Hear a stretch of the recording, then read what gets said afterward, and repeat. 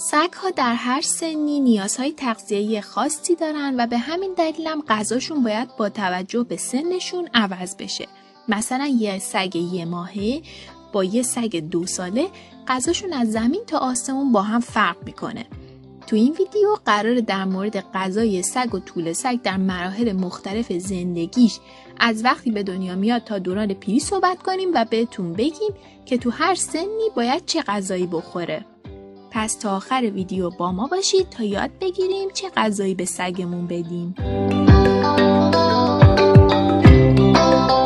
توله سگا تا 2 ماهگی حتما باید پیش مادرشون باشن و از شیر مادر تغذیه کنن.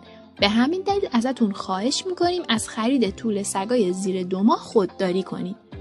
اما اگر به هر دلیلی مجبورید از یه توله سگ نوزاد بدون مادر نگهداری کنید، باید حتما براش شیر خشک مخصوص توله سگ تهیه کنید و با استفاده از شیشه شیر بهش بدین. توله رو برای معاینه پیش دامپزشک ببرید و ازش بخواید بهتون شیر دادن به توله سگ و آموزش بده.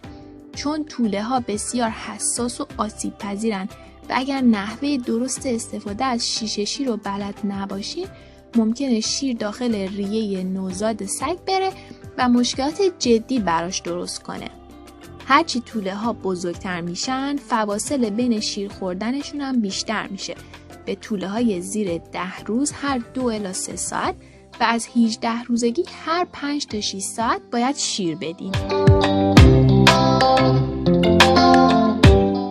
در حدود 1 ماهگی میتونین در کنار شیر توله سگ رو با غذای جامد هم آشنا کنید.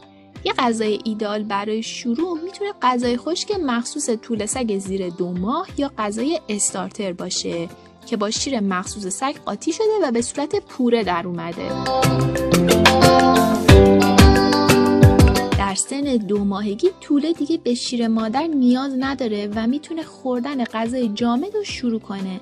ولی فراموش نکنید که کم کردن وعده های شیر و جایگزین کردنشون با غذای جامد رو به صورت آهسته و تدریجی انجام بدین.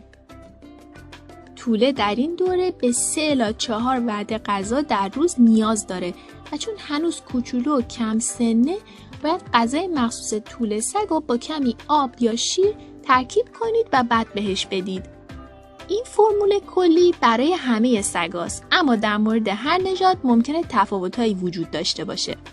مثلا در مورد نژادهای بزرگ، توله تا 9 الی 10 هفتگی به غذای مرطوب و پوره شده نیاز داره، اما در مورد نژادهای کوچیک و عروسکی این مدت تا 12 الی 13 هفتگی ممکنه ادامه داشته باشه. از سن 3 ماهگی به بعد میتونید کم کم غذای آبکی و پوره رو کنار بذارید و غذای خشک و جامد مخصوص توله سگ بهش بدین. توصیه میکنیم حتما از غذاهای با کیفیت متعلق به برندهای معتبر استفاده کنین و به خاطر قیمت ارزون از هر غذایی استفاده نکنین، چون تغذیه مناسب توله سگ ضامن سلامتی و طول عمرش توی بزرگسالیه. همینطور تعداد وعده‌های غذاییش رو میتونید به 3 بار در روز کاهش بدین. از 6 ماهگی تعداد وعده غذای توله سگ رو به 2 بار در روز کاهش بدین. البته این تغییر رو به مرور و کم کم انجام بدین تا سگ بهش عادت کنه. به طور کلی سگا تا 12 ماهگی توله حساب میشن و باید غذای مخصوص توله سگ بخورن.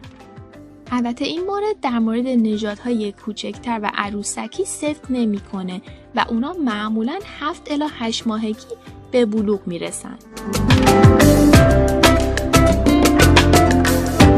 اکثر نژادهای سگ توی 8 تا 1 سالگی به بلوغ و بزرگسالی میرسن و لازمه که دیگه بهشون غذای سگ بزرگسال داده بشه.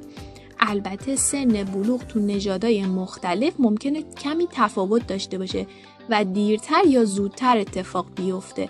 مثلا تو نژادهای کوچیک که دوره رشد کوتاه‌تری دارن، تغییر غذا رو میتونین در 7 الی 9 ماهگی انجام بدین، اما برخی نژادهای بزرگتر تا 12 الی 13